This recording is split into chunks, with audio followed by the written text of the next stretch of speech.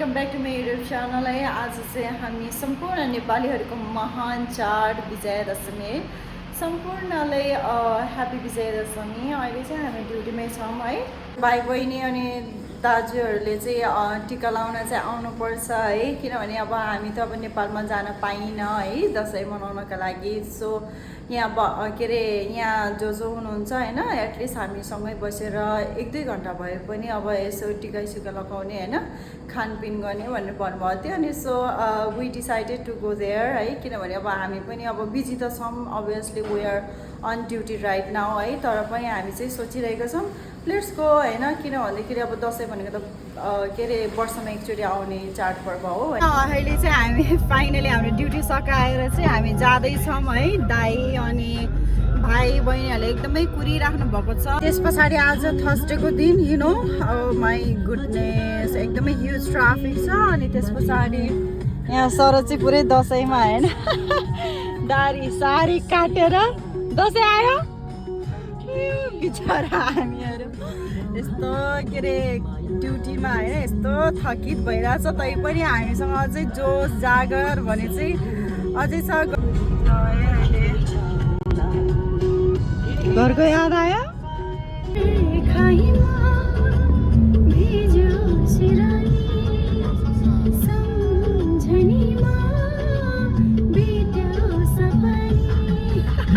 मलाई चाहिँ फेरि ड्राइभ गर्दाखेरि चाहिँ यो गीत चाहिँ सुन्नै पर्ने एकदमै, बिकज वी बहुत लभ इट। हामी चाहिँ अलमोस्ट आइपुग्न आँट्यो होइन।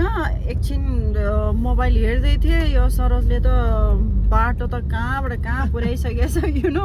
आँखा झिमिक्कै यो सरस पिलिक्क हो यहाँबाट लेफ्ट। अब हो हामी धेरै घुम्नु पर्यो है, एक्चुली अघि नै पुगिसक्थ्यो, मोबाइलमा अलिकति बिजी भयो। अनि अहिले चाहिँ म यहाँ हाम्रो डम्फी मोमो होइन यहाँबाट लेफ्ट के अरे के भन्छ अरे युनिफर्ममै छौँ म चाहिँ है। अनि यहाँ हाम्रो सलमा बहिनीले एउटा कुर्ता लिएर आउनु अब चाडपर्व जस्तोमा होइन, अलिकति डिसेन्ट कपडाहरू लगाएकै राम्रो। अनि त्यही भएर अब अलमोस्ट हामी आइपुगिसक्यौँ क्या। ल आइपुग्यो हामी है। बिचरा सलमाले यही हो सलमाले मेसेज गर्दै थियो हामी कुर्दैछौँ भनेर। यही हो सरज बत्ती नबालेर हो कि जाउँ चारा। यो चाहिँ सरजको लुगा अनि यो चाहिँ हल्का ड्रिङ्क्सहरू ल्याएको अब दसैँ जस्तो बेलामा होइन, हात खाली पनि आउनु भएन। सो मैले चाहिँ यो के भन्छ अरे 1 बोतल मिनरल वाटर अनि त्यस पछाडि अनि कोक फेन्टा त्यति मात्र लिएर आयौँ है। ल यही हो हाम्रो चाहिँ ल दाइको घर है। यही हो फर्स्ट फ्लोर। अब यहाँ सरस जाँदै हुनुहुन्छ, मलाई चाहिँ छिटो गएर मलाई यहाँसम्म हुक्काको गन्ध आइरहेछ। ल खुसी लागिरहेछ मलाई चाहिँ यो साइडमा परदेशको ठाउँमा दसैँ तिहार दसैँ मनाउन पाउनु नै ठुलो कुरा हो है। यहाँ सरसले बेल बजाइसक्यो, बेल बजाउन न सरस, फेरि बेल बजाउन सुनेन क्या। अच्छा कतापट्टि चाहिँ हो त्यो भएन रहेछ। अच्छा हामी चाहिँ उतापट्टि ढकढक गरिरहेको थियौँ। हेलो ह्याप्पी दसैँ नमस्ते। फाइनली हामी आइपुग्यौँ। के हो तास खेल्दै हामी चाहिँ उतापट्टि ढोकामा नक गर्दै थियो लिएर आएको होइन। दसैँको बेलामा हात खाली आउनु के अरे हामीले के बनाउनै पाएन। अनि पानी स्प्राइट मेरो कसैले चाहिँ यति है के ल्याउन पाएन दाइ। हाम्रो दाइ फेरि हुनुहुन्छ हाम्रो चित्रकला दाइ। खै त गलान बहिनीहरू आउनु भएन। ए हाम्रो चित्रकला दाइमा यहाँ सरस थिएँ अनि यहाँ सलमा। फाइनली मैले चाहिँ यहाँ बहिनीले यस्तो दामी कुर्ता लिएर आइदिएको रहेछ मलाई होइन। अनि चेन्ज गरिहाल्यौँ। अब दाइले टिका बनाउँदै हुनुहुन्छ। अनि यहाँ चाहिँ के गर्दैछन् मटन मटन अनि राइस हामीले चाहिँ शरद र म चाहिँ सेतो टिका लगाउँछौँ त्यही भएर यहाँ टिका बनाउन लागेको छ यहाँ उहाँहरूले चाहिँ रातो टिका बनाउनु भएको रहेछ मैले अघिदेखि सोचिरहेको थिएँ कि यो के होला भनेर खासमा त्यो धुपको पो रहेछ है दाइले दक्षिणा कति दिनुहुन्छ कुन्ने उहाँ चाहिँ हाम्रो के भन्छ अरे अभिभावक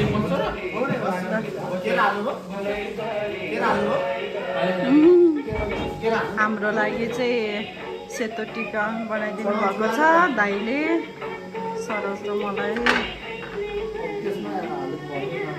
माहरू त पुरा अगाइसक्यो होला है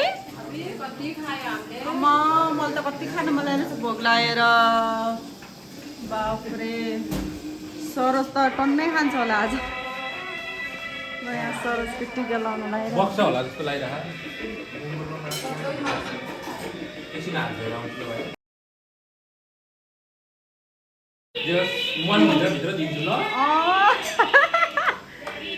टिका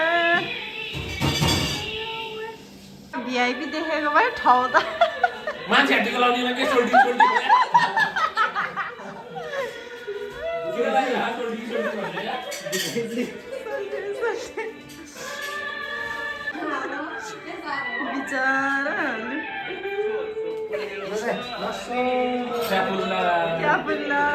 मलाई कन्टिन्यू 2 वर्ष कि 3 वर्ष कन्टिन्यू होइन लास्ट इयर होइन त्योभन्दा अघिल्लो साल हो ल मलाई मुखले भरेर भन्न आउँदैन के अरे मनमै भनेको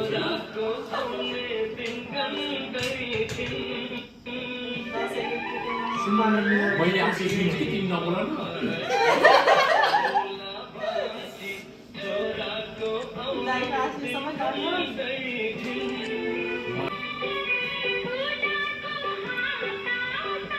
न तर भाइ कस्तो यस्तो गर्दा नि कस्तो मन भक्कानिदो रहेछ भाइ यसरी टिका लगाइदिँदा नि के साँच्चै हो नि भाइ होइन यसरी हाँसे पनि के कस्तो लाग्दो रहेछ कि मनमा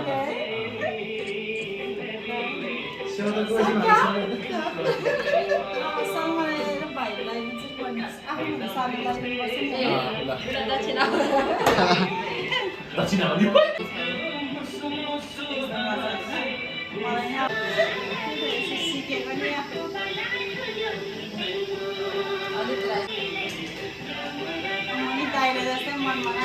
फोर लाग्यो भने हुन्छ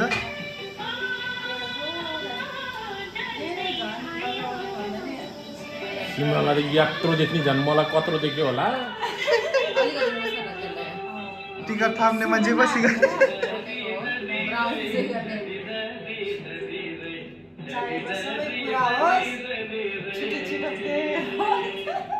सन्तानले डाँडा काँडा ढाक्नु हो तिम्रो नि अब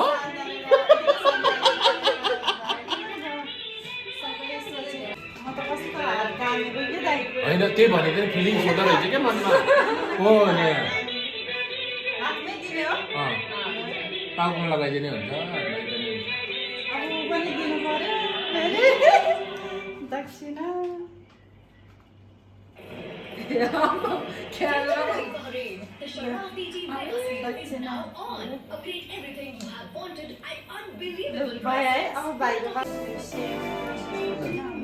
ढाका टोपी लिएर आउनु पर्ने हो कि है भुलेर मरेछ भने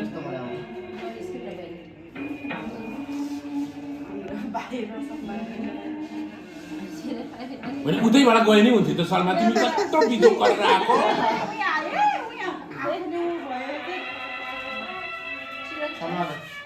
पहिलोचोटि होइन राम्रो आएर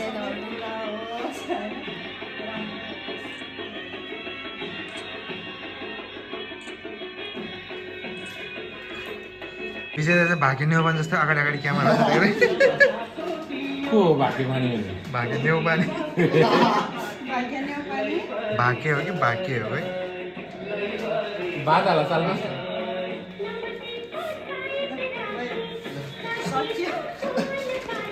मैले भिडियो नै गराइदिएँ चिकन मासु ड्रिङ्क्स तरले चाहिँ खाइसक्यौँ खाना खानु दाइ यो तपाईँलाई म सब्जी अघि नै उहाँहरूले खाएर बसिसक्नु भएको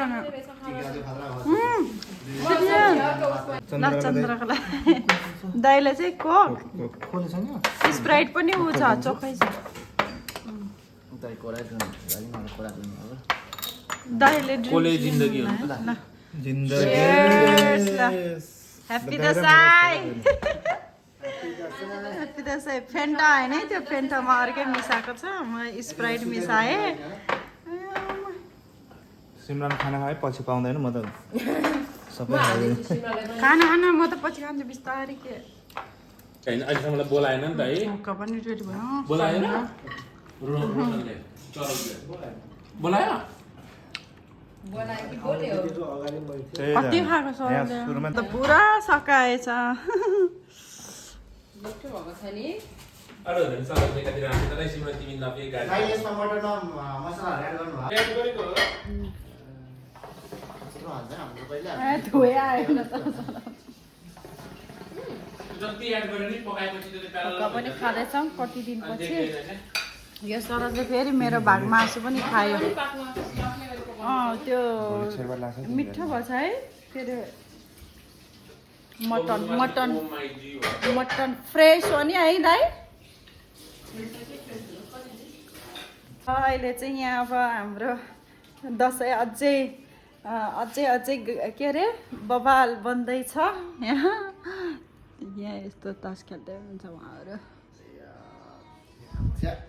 निन्द्रा पनि लाग्यो लु सलमा जाने होइन अब लु फाइनली हाम्रो दसैँ पनि सक्यो है अब रमाइलो भयो जे होस् सरोजलाई कस्तो लाग्यो त हामीलाई एकदमै रमाइलो सरोजले फेरि सरोज र मैले चाहिँ सेतो टिका लगाएँ मैले धेरै वर्ष भयो मैले रातो टिकाहरू लगाएको छैन किन भन्दाखेरि पहिले अब दसैँमा चाहिँ हाम्रो बुवाले रातो टिका लगाइदिनु हुन्थ्यो होइन अब अहिले त बुवा अब यो संसारमा हुनुहुन्न अनि त्यहाँदेखि चाहिँ मैले चाहिँ त्यस्तो रातो टिकाहरू लगाउन मन पनि पर्दैन है अनि सो त्यही भएर मैले सेतो टिका लगाएँ अब सरोजले त अब सानैदेखि नै सेतो टिका नै लगाउनुहुन्थ्यो ह्याप्पी दसैँ सबैजनालाई फेरि पनि अनि अहिले चाहिँ अब निन्द्रा लागेर खासै बोल्न पनि सकिरहेको छैन so bye everyone happy Dashain